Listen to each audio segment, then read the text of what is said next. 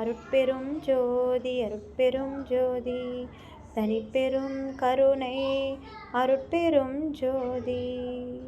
வள்ளல் மலரடி வாழ்க வாழ்க, எல்லா உயிர்களும் இன்புற்று வாழ்க. ராமலிங்கா அபயம், ராமலிங்கா அபயம். ஜீவகாருண்ய ஒழுக்கம் முதற் பிரிவின் தொடர்ச்சி. பசியினால் வரும் துன்பத்தை நீக்குதலும் கொலையினால் வரும் துன்பத்தை நீக்குதலும் ஜீவகாருண்யத்திற்கு முக்கிய லட்சியமாக இருக்கவும், இவ்விடத்தில் பசி நீக்குதலை மாத்திரம் அடிக்கடி வலியுறுத்துவது ஏன் எனில், ஒரு ஜீவன் பசியினால் கொல்லப்படும் என்பதை அறிந்து காருண்யத்தால் பசியை நீக்கி உயிர் பிழைக்கும்படி செய்பவர் வேறு வகையால் உயிர்கொலை நேரிட்டால் அதற்கு இறங்கி அந்த கொலையால் வரும் துன்பத்தை நிவர்த்தி செய்யாமல் இரார்கள். கொலையால் வரும் துன்பத்தை நிவர்த்தி செய்யாதவர்கள் பசியால் வரும் துன்பத்தையும் நிவர்த்தி செய்விக்கத்தக்க தயவுடையவர்கள் ஆகார்கள். பசியால் வரும் கொலையை ஆகாரத்தாலன்றி வேறு வகையால் நிவர்த்தி செய்விக்கப்படாது. பகை முதலியவற்றால் வரும் கொலையை அநேக உபாயத்தால் நிவர்த்தி செய்விக்க கூடுமாதலால் கொலையால் வரும் துன்பத்தை பசியால் வரும் துன்பத்தில் அமைத்து அடிக்கடி வலியுறுத்துகின்றது என்றறிய வேண்டும். அன்றியும் தாகத்தால் வருந்துகின்றவரும் பிணியால் வருந்துகின்றவரும் இச்சையால் வருந்துகின்றவரும் எளிமையால் வருந்துகின்றவரும் பயத்தால் வருந்துகின்றவரும் பசி வருத்தம் உண்டாகும் போது வருத்தங்களை எல்லாம் மறந்து பசி வருத்தம் மேற்பட்டு ஆகாரம் தேட முயற்சி செய்கின்றார்கள். அன்றி அரசன் ஆக்கினையால் கொலை குற்றம் பற்றி கொலை செய்ய விதிக்கப்பட்ட குற்றவாளியும் பசி வந்தபோது தன் பயத்தையும் துன்பத்தையும் மறந்து அந்த பசியை மாற்றிக்கொள்ள முயலுகிறான்.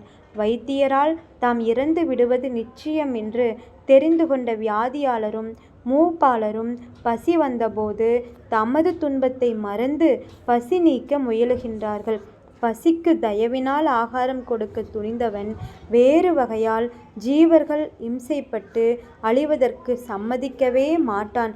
ஆகலினும் பசியால் வரும் துன்பத்தை நிவர்த்தி செய்விக்கின்ற தருமத்தை அடிக்கடி வலியுறுத்துவதென்று அறிய வேண்டும். பசியினால் வரும் கெடுதி எல்லா ஜீவர்களுக்கும் தேக நாசம் செய்வது உண்மையானால் எல்லா ஜீவர்கள் பசியையும் அறிந்து நிவர்த்தி செய்விக்க வேண்டும். அப்படி நிவர்த்தி செய்விக்க தொடங்கினால் கடவுளால் சிருஷ்டிக்கப்பட்ட தேவர், மனிதர், நரகர், மிருகம், பறவை, ஊர்வன, தாவரம் என்கிற இவ்வேழு வகைப்பட்ட அளவிறந்த பேதங்களுடைய ஜீவர்களது பசியை அறிந்து நீக்குவது அசாத்தியமாகுமே எனில், தேவர்கள் மனித சுதந்திரத்தினும் மேற்பட்ட சுதந்திரமுடையவர்களாய் தங்களுக்கு நேரிட்ட பசியை தங்கள் முயற்சியினாலேயே மாற்றிக்கொள்ளத்தக்க வல்லபமுடையவர்கள்.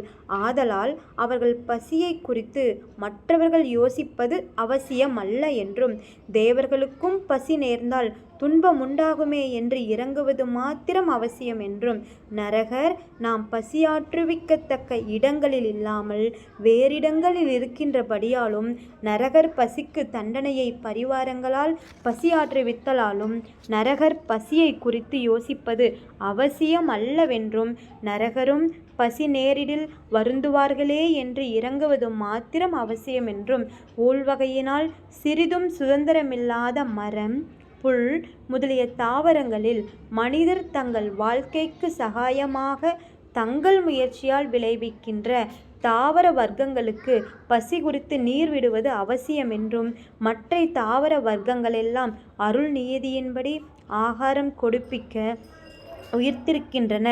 ஆதலால் அவைகளுக்கெல்லாம் பசி அறிந்து ஆகாரம் கொடுப்பது நமது சுதந்திரம் அல்ல, கடவுள் சுதந்திரம் என்றும், அவை குறித்து யோசிப்பது அவசியம் அல்லவென்றும், ஆகாரமில்லாவிடில் வருந்துமே என்று இறங்குதல் மாத்திரம் அவசியம் என்றும், நிலத்திலும் நீரிலும் ஊறுகின்ற உயிர்களுக்கும் பறவைகளுக்கும் மிருகங்களுக்கும் அவ்வவற்றின் ஊழ்வகைக்குத் தக்கபடி அருள் நியதி ஆகாரம் கொடுப்பிக்க உண்டு பசியாற்றுகின்றனவென்றும் அவ்வவைகளுக்குத் தக்க ஆகாரம் அறிந்து கொடுப்பது நமது சுதந்தரமல்ல கடவுள் சுதந்தரமென்றும் அவைகளில் மனிதர் வாழ்க்கைக்கு சகாயமாக தங்கள் சுதந்தரத்தால் சம்பாதித்துக் கொள்கின்ற பசு, எருது, எருமை, கடா, ஆடு, குதிரை முதலிய சில மிருகங்களுக்கு ஆகாரம் கொடுத்து பசியாற்றுதல் அவசியம் என்றும் மனிதர்களில் ஆண்மக்கள்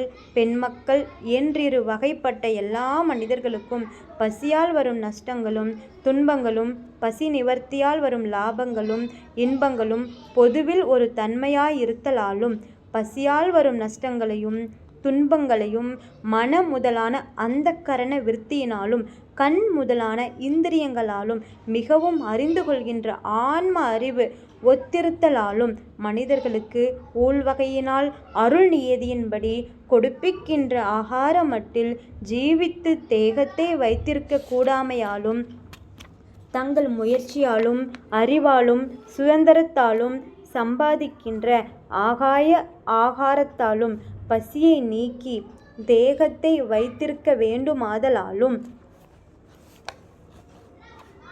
ஆகாமியத்தால் சம்பாதிக்கின்ற ஜீவ சுதந்தரம் மனிதர்களுக்கு அருளால் மிகவும் கொடுக்கப்பட்டபடியாலும் ஊழ்வகையால் ஆகாரம் நேரிடாமல் பசித்து வருந்தும்படியாகவும் அந்த பசியை நீக்கும் நிமித்தம் ஒருவரையொருவர் எதிர்பார்க்கும்படியாகவும் அவர் தயவினால் ஆகாரம் கொடுத்து அப்பசியை நீக்கி அவரை நன்முயற்சியில் செலுத்தவும் ஆகாரம் கொடுத்தவர் சித்தி முத்திகளை அடையவும் அருள் நியதியாக விதிக்கப்பட்டபடியாலும் மனித தேகம் மற்ற ஜீவதேகம் போல லேசிலே எடுக்கக்கூடாதாகலாலும் மனித தேகத்தில் ஆன்ம விளக்கமும் அருள் விளக்கமும் மிகவும் விளங்குதலாலும் இந்த மனித தேகம் போனால் மீளவும் இந்த தேகம் வரும் என்கின்ற நிச்சயமில்லாமையாலும் இந்த மனித தேகம் முத்தி இன்பம் பெறுவதற்கே எடுத்த தேகமாதலாலும் இந்த மனித தேகம் மாத்திரமே